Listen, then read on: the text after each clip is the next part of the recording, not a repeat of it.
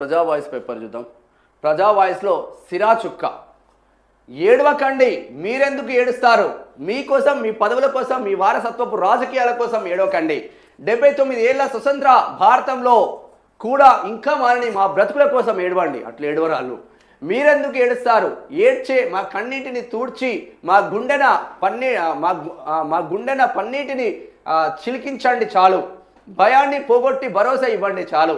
మత దురహంకారాల పీచ మనిషి మమతానురాగాల మందిరాన్ని నిర్మించండి చాలు. కుల అహంకార గోడలు బద్దలు కొట్టి సమతా కాంతుల దీపాన్ని వెలిగించండి చాలు.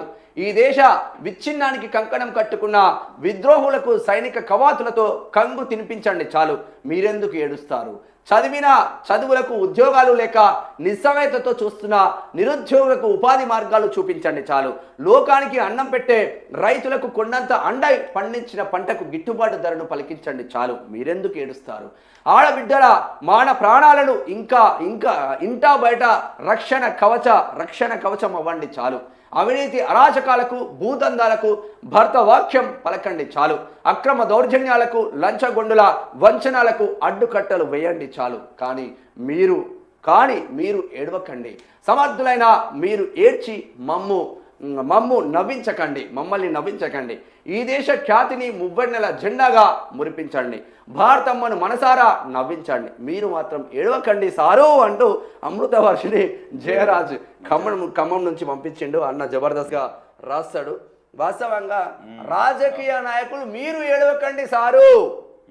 మీరు మీ ప్రలాభం కోసం, మీ లాభాల కోసం, మీ సొంత నిర్ణయాల కోసం ఏడవకండి.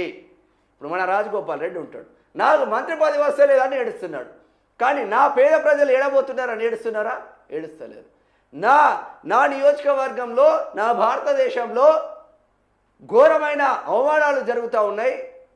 పిల్లల మాన భంగాలు చేసి చంపుతూ ఉన్నారు. అనేది కలకత్తాలో జరిగింది చూడు, మెడికల్ కాలేజీలో చాలా దారుణమైన పరిస్థితులు ఉన్నాయి. అటువంటి సిచ్యువేషన్లను తీసుకొచ్చి మువ్వన్నెల జెండాలను రెపరెపలాడించి సెల్యూట్ కొట్టాల్సిన రాజకీయ నాయకులే దుర్మార్గమైన పరిస్థితులకు పోతూ ఉన్నారు. అంటే ఇటువంటి సబ్జెక్ట్ ఉన్న నాయకులు, ఇలా నాయకులే అనాలి. సబ్జెక్ట్ ఉన్న వాళ్ళంతా అమృతవర్షిని జయరాజ్ అటువంటి సబ్జెక్ట్ ఉన్న అన్నలంతానేమో కాలేజీలలోనో స్కూళ్ళలోనో చిన్న ఉద్యోగాలు చేసుకుంటుంటున్నారు. సబ్జెక్టు లేని దరిద్రులంతా మన పాలకులై వెళ్తూ ఉన్నారు. అది మన భారతదేశానికి పట్టిన దౌర్భాగ్యం అని చెప్పుకోవచ్చు.